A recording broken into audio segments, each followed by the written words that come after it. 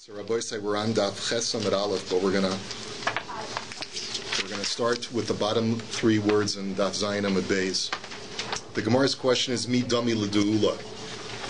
The Gemara had tried to suggest a reason why we need the word Aleha. Now remember, let's just go back. The Gemara all the way back before Yantif, we had seen this.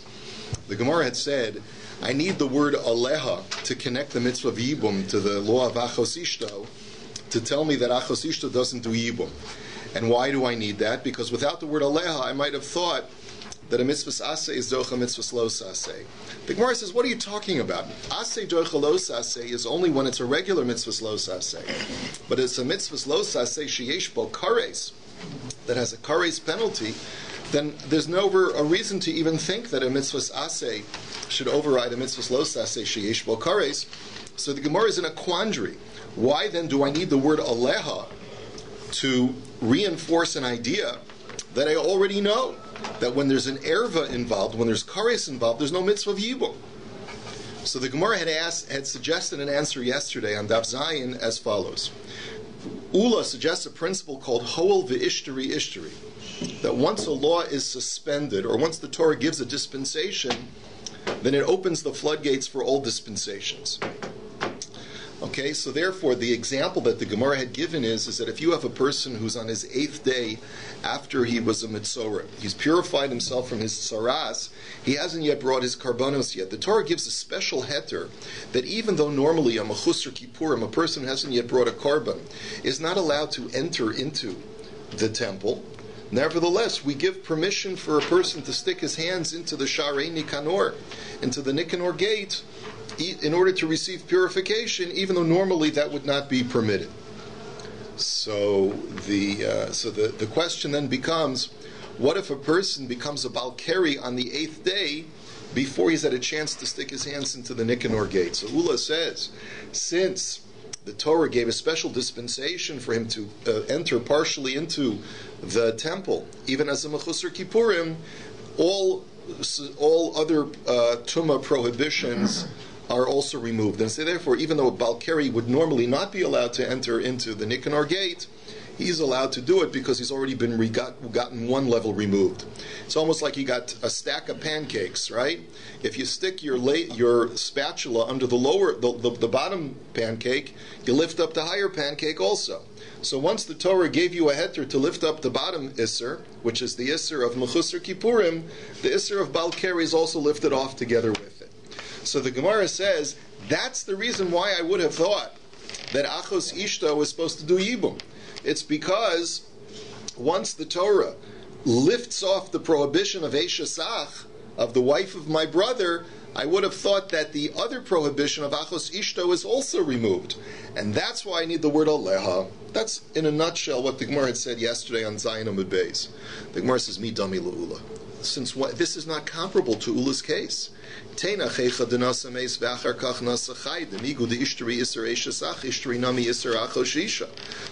about this sequentially.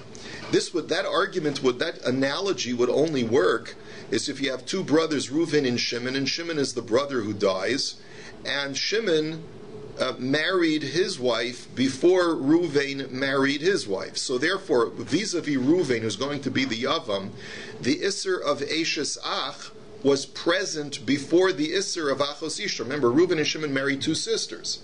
So the Isser of Eishes Ach was present before the Isser of Achos Ishto.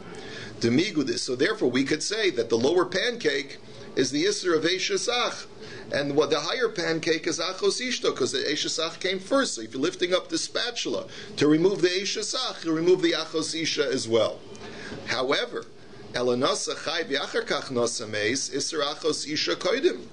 But if the first person to get married was Reuven, and he married one sister, and then Shimon married the other sister, well, which Isser came first? The Isser of Achos Ishto came first. This Yevamos was usher to him first as the sister of his wife, before she was usher to him as the wife of his brother. And therefore, how can you tell me that just because the Torah suspends Eishasach, now that's the top pancake, just because you can lift off the top pancake doesn't mean you can lift off the bottom pancake with the spatula. So that's the first question. Then the Gemara says, I'll give you another question. Vafilu nasa meis nami. even if you're going to say that we're talking about a case where Shimon married his wife before Reuven married his wife, then Ula's case would only be analogous in a situation where first Shimon dies, and then Reuven, before doing the mitzvah of Yibum, decides to marry the Yevamos sister for whatever reason, right? And in that situation, we would say, well, dechazile de beini beini, that the reason why we could suspend the Isser of Achos Ishto, let him do Yibum, is because since the Isser of Eishes Ach, what at that moment was suspended, and only later the Isser of Achos Ishto came on, we would say that since Eishes Ach is removed, Achos Ishto will also be removed, and we'll let him do Yibum to the widow. Elanasa meis v'lo meis v'achar kach nasa chai lo yichaz yilei klal. But in a situation where Shimon married his wife, then Reuven married his wife, and then Shimon dies, well, in that situation, there was never a point in time when the Isser of Eishes Ach was removed.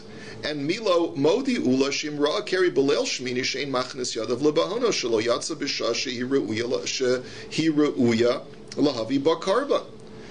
Ula clearly acknowledges the only time that the Isser Keri is removed, or is sort of like eliminated, to allow this guy to stick his hands into the Shar Nikanor, is only when he was Roa Keri on the day of the 8th day.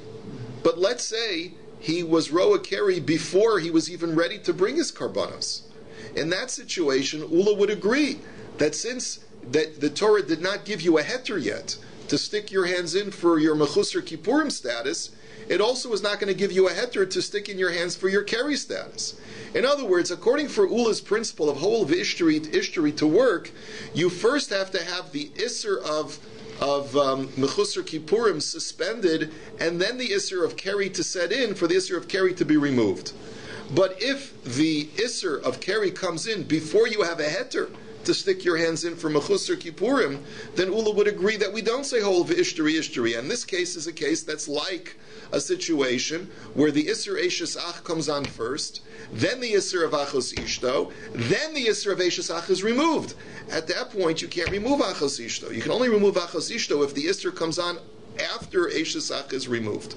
So, Ela ki itzteruch aleha heicha denasa meis v'meis v'achakach nasa chai. So the Gemara says, you know what? You'll have to say, according to what we're suggesting, the only reason why you need the word aleha is not for a regular case, but only in a scenario where Shimon married his wife and then he died, Reuven marries the sister, and then the question is, he wants to do Yibum. So that's why we need the word aleha. In all other cases, we wouldn't need the word aleha, because we would fall back on the normative position of ein aseh doichelos aseh sheyesh bo kares, because whole ishtari would not be applicable over here. V'i ba'yasema. I'll give you another answer, says the Gemara. You want to know why you need the word aleha? I'll tell you why. Asya behekesh mid Rabbi Yonah. Rabbi Yonah creates something, or tells us that there exists something called a hekesh. Now the word hekesh over here means an inclusive clause that groups together a whole set of mitzvahs together. And he argues like this: Amar Rabbi Yonah v'itema Ravuna b'reid Rav Yoshua, Amar Kra ki kol asher yas mikol ha'toevos ha'ila v'nichrasu. The Torah says at the end of the Parsha of Arayos, it says, anyone who does any of these things will get cut off, will get kares. Hukshu kol harayos kulon la'eishes ach. So you see that all the arayos are connected to each other, including the Isser of Eishes Ach. Ma Eishes Ach Sharya, Av Kol Arayos No Misharyan Kosav Rachmana Aleha. That if you're allowed to do Yibum to an Eishes Ach, then it follows that you should be allowed to do Yibum to all of the ervas, because they're all scripturally connected together. And that's why you need the word Aleha to tell you, don't apply the Hekesh in the case of Yibum. That even though you can do Yibum with an Eishes Ach, you cannot do Yibum to all of the other arayos. So Amalei Ravacha Midiftil Ravina Mechti Kol arayos ikol ukshinu le'eishes ach v'ikol la'akushinu la'achos isha. My chazes da'akshis la'achos isha akshinu le'eishes ach. Okay, fine. So you've now told me that I have the special word aleha in the mitzvah of achos ishto to tell me that the Torah is telling you that by achos ishto you cannot do yibum. Now wait a minute. I've got a hekesh. Hekesh connects all arayas to each other. I can now connect, let's say, a case of Bito. Okay? I could connect Bito theoretically to Eishesach to tell me that she can do Yibum. I could also connect her to Achos Ishto to tell me that she cannot do Yibum. Why are you connecting Bito, all the other 15 women, to Achos Ishto to tell me that none of them can do Yibum, instead of connecting it to Eishesach to tell me that she can do Yibum? So the Gemara answer is one answer is based on logic. If I have a hekesh to tell me that all the Aryais are connected, and I can therefore connect Bito to Eishes Ach, or I connect it to Achas Ishto, and one is Lakula to tell me I can do Yibum, one is Luchumra to tell me that I cannot do Yibum, it's more logical to say that we're connecting it Luchumra, because we're dealing with an Isser Kares. And Iba is Eima Hacha Trei Yisuri Vacha Trei Yisuri Trei Mitrei Yalfinan Aval Hacha Chad Yisur Trei Mechadolo Yalfinan. I'll give you another answer, says the Gemara, that by Eishesach, how many Isurim, how many Isser Kareses are there by Eishesach? Only one. By Achos Ishto, in a case of Yibum, how many Isser Kareses are there? There's two, Achos Ishto and Eishesach, right? Because she's not only my wife's sister, but she's also my brother's wife, my brother's widow. So therefore, it makes sense to say that all cases where there are two ervas, like in a case of Bito, which is also my brother's widow, should be more comparable to Achos Ishta to say that you don't do Yibum based on Aleha, rather than compare her to standard Eishesach where there's only one erva. Rava Amar. Okay, so now we get to Rava. Rava gives us another answer. And Rava basically turns everything on its ear. You've been assuming all along that the reason why you need the word Aleha is to tell me that there's no mitzvah of Yibum for the Achos Ishto, and the word Litzror is coming to teach me that there's no mitzvah of Yibum for the Tzara of that Erva of Achos Ishto. He says, you got it all wrong. He says, Erva Gufa Lo Tzricha Kra, De'ein Asadach Elos Aseh Sheyesh Bo Kares. No. You don't need the word Aleha to tell me that you don't do Yibum with your wife's sister. That's self-apparent. That's self-evident because Ein Aseh Doichelos Aseh Sheyesh Bo Kares. Ki Itzterich Kra L'Meisar Tzara Ve'erva. Itzterich Kra L'Meisar Tzara, period. The word Aleha is coming to tell me that you don't do Yibum not with the erva, that you don't do Yibum with the Tzara of the erva. That's the chiddush of the word Aleha. So the Gemara now says, Ve'erva lo tzricha kra. How can you tell me that you don't need a pasuk aleha to aser the erva herself? V'hatanya ein li elahi. There's a brisa that says, all I know from the pasuk is that the erva doesn't do yibum. How do you know that the tzara also does not do yibum from the pasuk? So that language itself implies that the pasuk itself is teaching me that the erva does not do yibum. So the Gemara answers mishum tzarasa. You have to understand the brisa differently. It's not telling you that Ein li Elahi, that all I know from the pasuk is that the erev is aser. All I know is that the erev is aser because I want to get to the verbiage of the pasuk to tell me that the tsar is aser. That's how you read it. V'haketani Ein la Elahein. We have a similar brisa that says all I know is the erevas, the chamesh esrei nashim, of the 15 women.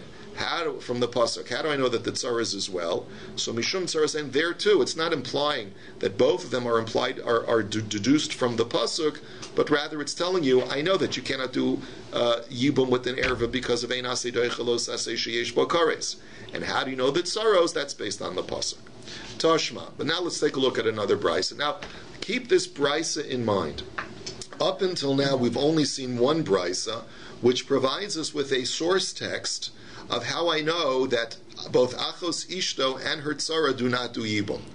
Rabbi Yehuda Hanasi has a whole different source text in the Chumash. He does not use the word Aleha. He does not use the word Litzror. He uses a totally different pasuk. It says, Rabbi Omer Yevama Yavo Aleha, that her Yavam will come upon her, Ulakacha lo liisha v'yibima, and he will take her as his wife, and he will do yibum with her. He says that pasuk teaches you that both an erva and her tzara do not do yibum. Now, where does he see it from? It says ulakacha.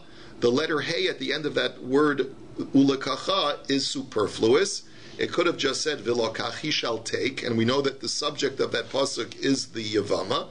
So therefore, the letter hey teaches me that he only marries her, this permitted woman, who's an Eishes Ach, but he does not marry another woman who is prohibited to him because she has another erva on top of her as an achos ishto, right? V'yibeim, v'yibima. Also, we have the word v'yibima.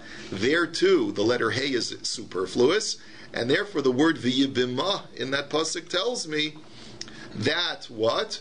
That there too, the tzara is prohibited, the tzara of an erva is prohibited, and the not only is the erva, but also the tzara of the erva is prohibited as well. Lesar tzaros v'arayos. So you see that this brisa does need a pasuk to prohibit the erva herself. So once again, we have a kasha. How can you tell me that you need a pasuk to prohibit the erva based if you already have an outstanding svara? So the Gemara answers, Ema le'esor tzaros shel arayos. Answers the Gemara, that brisa is not telling you that you need the pasuk to prohibit the erva. You need the pasuk to just prohibit the tzara. You don't need a pasuk to prohibit the erva. You just need the pasuk to prohibit the tzara of the erva. V'hatrei kroi kanasiv lei. But wait a minute. There are two words in the pasuk. How can you tell me that both words are coming to prohibit the same thing? The tzara of an erva. The Gemara answers, "My lav chad la'erva v'chad l'tzara." Don't you have to conclude that the word ulekacha is to prohibit the erva and v'yibima is to prohibit the tzara? Lo idi v'idi l'tzara chad l'meiser tzara b'makom mitzvah chad l'mishri tzara shelo b'makom mitzvah. The Gemara says no. Both the word ulekacha and the word v'yibima are both teaching me about the tzara, not teaching me about the erva. The word ulekacha teaches me that when there's a mitzvah of yibum, you can only marry the tzara of a woman who's not an erva, but you're not allowed to marry the tzara of an erva. And the word v'yibima teaches me that the only time a tzara is prohibited is in a situation of yibum. But if there's no yibum, let's say a stama guy is married to my daughter, and the guy dies, then I'm allowed to marry the tzara of my daughter because it's not a situation of yibum. That's the word v'yibima.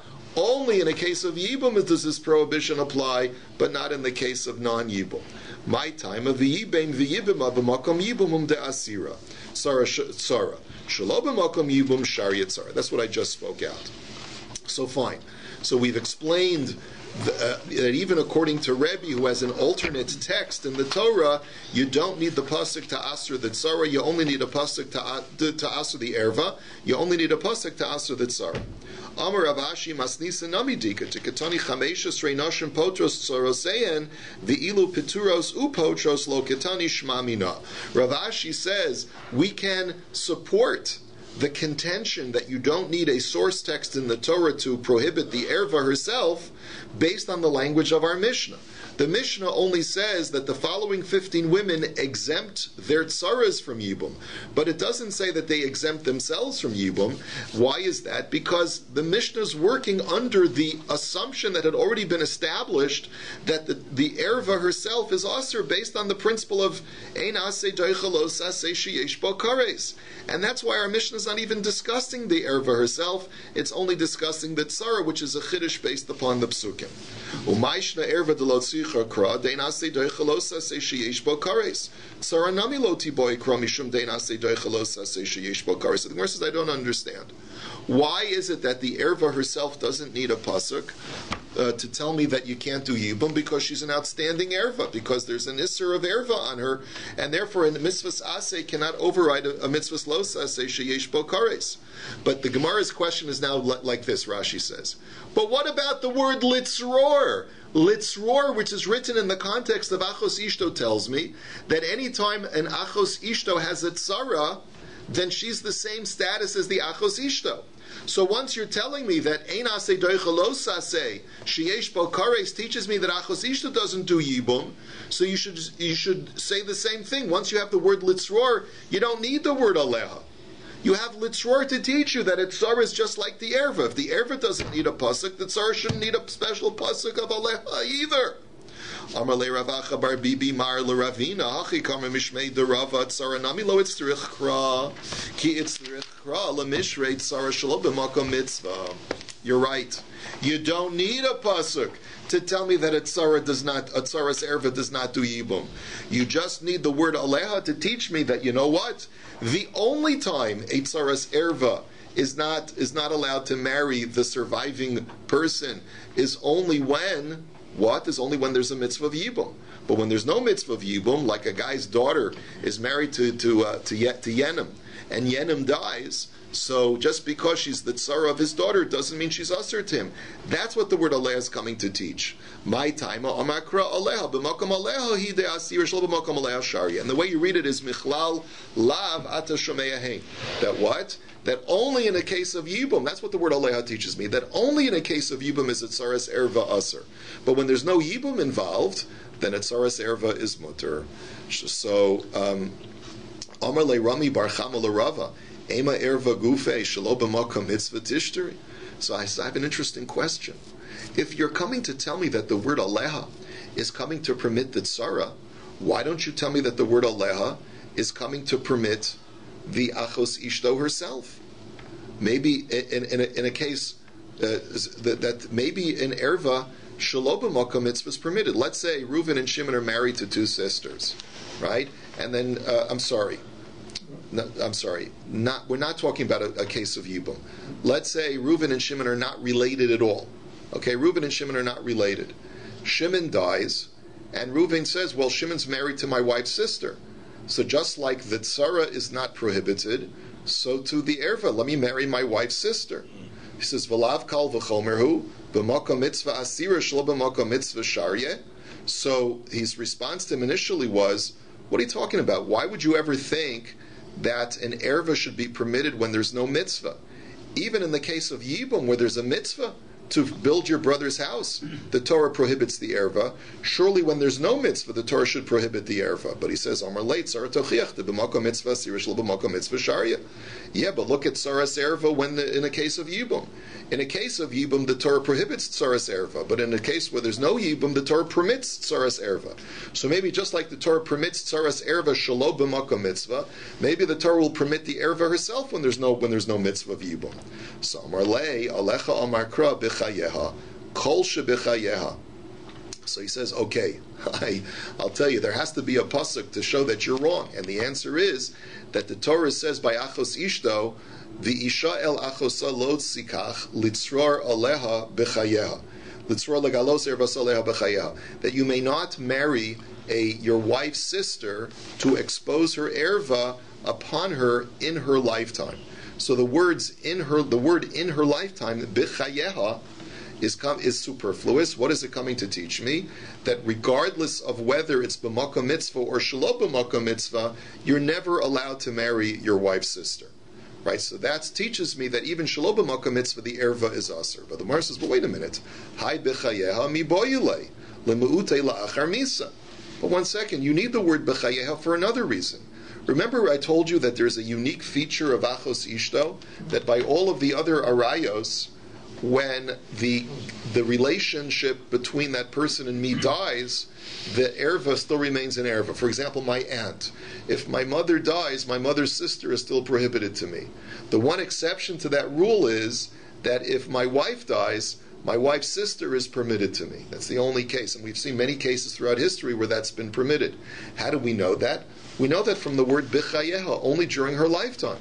So don't tell me that I need the word b'chayeha to prohibit an erva shelo b'makom mitzvah. I need b'chayeha to tell me that my wife's sister is only prohibited as long as my wife is alive. So the Gemara says, no, you don't need b'chayeha for that. Hahi me v'isha elachosa nafka. No, that you learn out that your wife's sister is prohibited only during your wife's lifetime from the words v'isha elachosa. That your wife, do not take your wife's sister. So see, if she's not your wife, then you're allowed to marry her sister. But the Gemara says, but no, that's not enough, because ime v'isha lachos avamin niskar shashariat amalor b'chayeha kol shebechayeha dafal gav diniskar shalo. But I still need the word b'chayeha, because if I only had the words isha lachosa, I would have thought that as long as I'm not married to my wife anymore, I'm allowed to marry her sister. But that's not true. If my wife is still alive and I divorce her, I'm still prohibited to her sister. The only time I'm allowed to marry my wife's sister is if my wife dies. And that I learned from the word b'chayeha. So you can't use the word b'chayeha to teach me that an erva shelo b'makom mitzvah is aser. So Ella Amar Rav Huna bar Tachlif Mishmei Derava Trei Kroi Ksivi. So the answer is really like this. You have two psukim. Meaning not two psukim, but two parts of the same pasuk. Ksiv isha elachosa lo sikach litzror. The first part of the pasuk says, "Do not marry your wife's sister, litzror," which implies that there's another co-wife with that wife's sister. So you see that both women are prohibited to you. But then the next part of the pasuk says to expose her erva, which implies that you're only prohibiting one woman, not two women, and not two co-wives. So how do you reconcile the first part to the second part? The way you explain it is like this. When there's a mitzvah of yibum, both the erva and her tzara are prohibited. When there's no mitzvah of yibum, only the erva is prohibited and the tzara is permitted. And that's how you're able to explain both the first part and the second part of the pasuk. But this is the source text to teach you that an erva is never permitted to you, whether it's b'makom mitzvah, shelo b'makom mitzvah. So the Gemara says, "Eipuch ana b'makom mitzvah hi asur v'tzaras muteres v'shelo b'makom mitzvah shteyan asuros." But the Gemara says, "But wouldn't logic dictate you should just reverse it? In a case where there's a mitzvah to do yibum, we should only prohibit the erva and permit the tzara so that you can build your brother's home. And when there's no mitzvah of yibum, you should prohibit both the tzara and the erva because there's no mitzvah involved. Why don't you say that way? Im kein lo yomer aleha." The Gemara says that's the logical conclusion, but if that were the case, logic would prove that, would dictate that to me. Why would I need the word aleha to connect the mitzvah of yibum to achos ishto? The only reason why I need that pasuk is to tell me something counterintuitive, and that's therefore to tell me that even though logic tells me the opposite, but the word aleha teaches me go against logic, and therefore when you have a yibum, when you have a mitzvah to do, both the erva and her tzara are prohibited. When there's no mitzvah of yibum to do, only the erva, your daughter, is prohibited, but your daughter's co-wife, her tzara, is permitted. Armalei Rav Ashi l'Rav Kahana, mimai dahai aleha li'isura, dilma lehetera v'hachi kama rachmana. So he asks him another question. He says, how do you know that the word aleha, which links yibum to achos ishto, is coming to prohibit achos ishto from yibum? Let me ask you a very basic question. Maybe it's coming to tell you the opposite. Maybe it's coming to tell you that even though normally asay is not doichalos asay sheyesh bo kares, comes along aleha to tell you that you do yibum in that case. And the way the Torah is saying is isha lachos lo sikach litzror lo hi v'lo tzarasa shelo b'makom aleha, that the Torah only prohibits an erva and her tzara when what? When there's no mitzvah of yibum. Avol b'makom aleha shtein mutaras.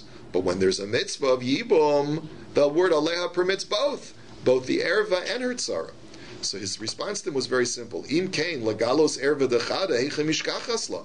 Lagalos ervasa, the Torah says, implies that only one woman, the erva, is prohibited and the tzara is permitted. According to what you're saying, if aleh is coming to permit yibum, both the erva and the tzara, so then under what circumstances is the Torah coming to prohibit the erva and permit the tzara?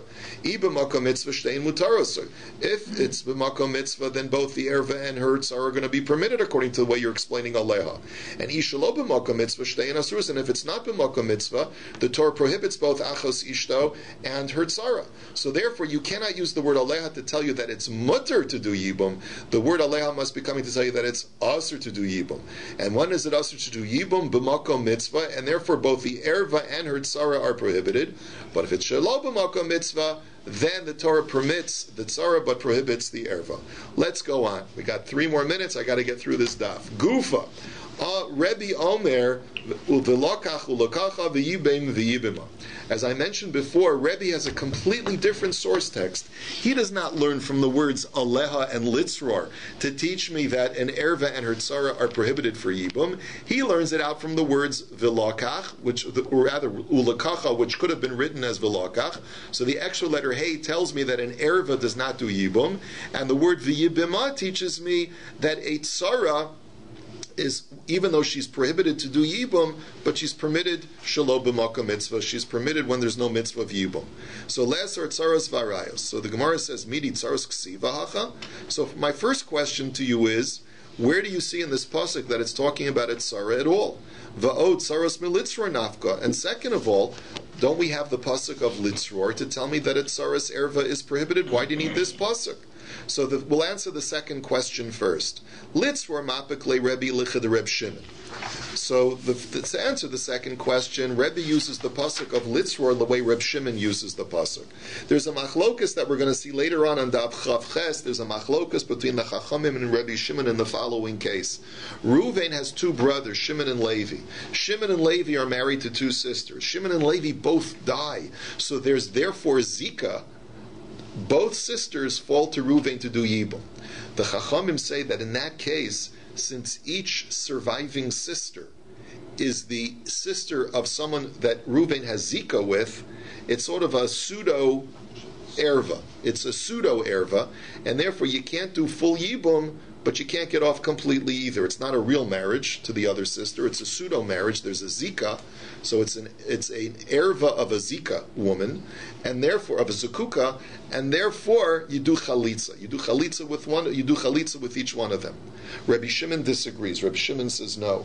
In that scenario, there's neither yibum nor chalitza. Because sisters sort of cancel each other out. The Zika cancels each other out. How does Reb Shimon know that? He learns it from the word litzror. That's what he uses the word litzror for, that when two sisters fall from two different brothers and the sisters are related, right, and they're ervis to each other, there's no yibum, there's no chalitza whatsoever. So therefore, Rebbe will use the word litzror for the same purpose. So now the Gemara says, so tzara heicha ksiva. So let me go back to my first question. Where in the world is tzara? Where does that imply that?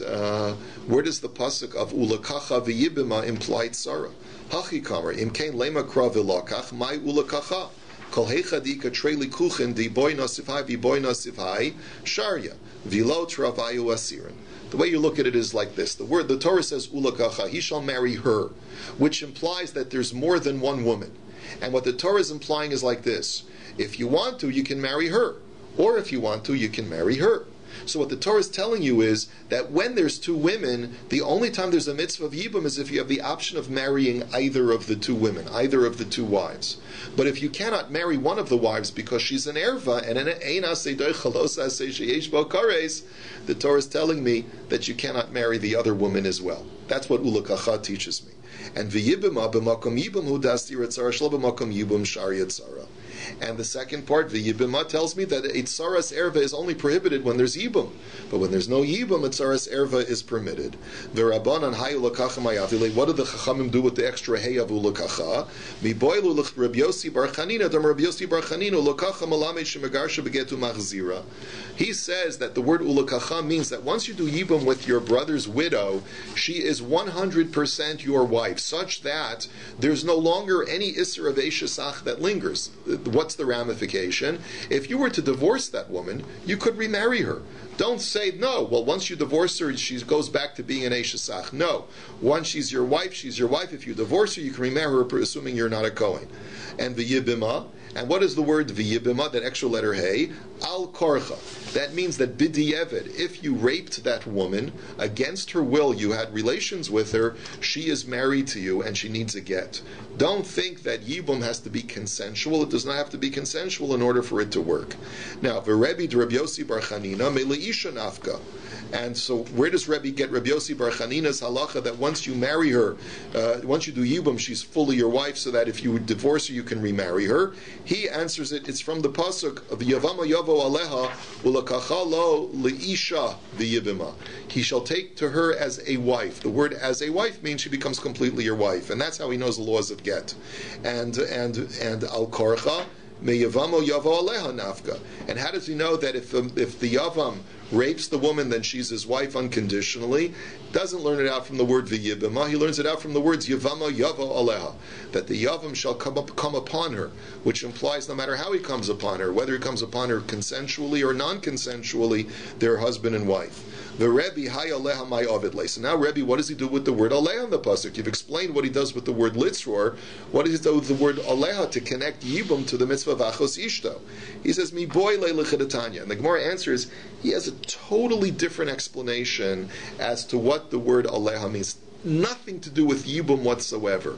Aleha is coming to create a gzeira shava to a totally different halacha.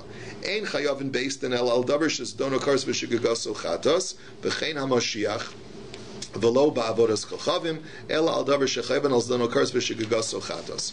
The Brisa tells me that there are certain sins that either a community commits in unison, or that a nasi commits, or a kohen gadol commits, for which the Torah prescribes a special korban. And what the Brisa says is that you're only liable to bring a korban if the sin rises to the level of that sin would normally get you kares if you did it bebezin. And utna nami, kol mitzvah shebetor shechayaven al zdano kares val shigagoso chatas yachid mevi kispa. And the Mishnah says the same thing, that the only time that you have to bring a korban chatas is if you did it intentionally, you get kares for that sin. And in that situation, the individual who commits the sin unintentionally brings a female sheep, o seira, or a female goat. Nasi mevi sa'ir, if the president of his tribe does that sin, he brings a special korban, which is a male goat. Mashiach hu beistin mevi in par, and the kohen gadol, or the entire, or a beistin that makes an error, they have to bring a sin offering of a bull. Uvavodas kochavim yachid nasi umashiach meviin seira, and if they make an error of avodah zara, it has to rise to the level of being a sin that if you did it intentionally, you get kares. And in that situation, an individual or a nasi or a kohen gadol would have to bring a female goat. And tzibur meviin par v'soyer par laola v'sir lechatas. And if the community makes that error of avodah zara, they have to bring two animals, a bull as a burnt offering, and a goat as a male goat as a sin offering. But if they do a sin of avodah zarah that doesn't rise to the level of kares, so for example, if they just kiss the statue, kissing the statue of avodah zarah does not rise to the level of kares. Therefore, they wouldn't have to bring a special korban that's prescribed by the Torah. And the question is, minahanimili, where do we know that when the Torah prescribes these special karbanos, the sin has to rise to that level of isser? Because the word aleha is written in the context of that sin. And Rabbi Omer nemar kan aleha v'nemar lahanan aleha. Malahalan davar shecheben al zino kares val shigagoso chatas, afkan davar shecheben al zino kares val shigagoso chatas. That the word aleha that's written by the knowledge of a sin, for which the Torah prescribes a korban chatas, is also the same aleha that is written by achos ishto. Just like by achos ishto, the punishment is kares if you do it intentionally, so too when the Torah prescribes the special korban chatas, it's only for a sin which rises to the isser of kares, but if it's anything less than that, it doesn't get kares. And therefore you see that Rebbe uses the word aleha in the pasuk of achos ishto for a totally different reason, in order to connect it to the law of bringing a korban chatas when you make an error in bringing in doing another kind of sin, like avodah zara, or an individual or a community that does a sin together. And we'll continue this discussion in the Yirtzeh Hashem tomorrow.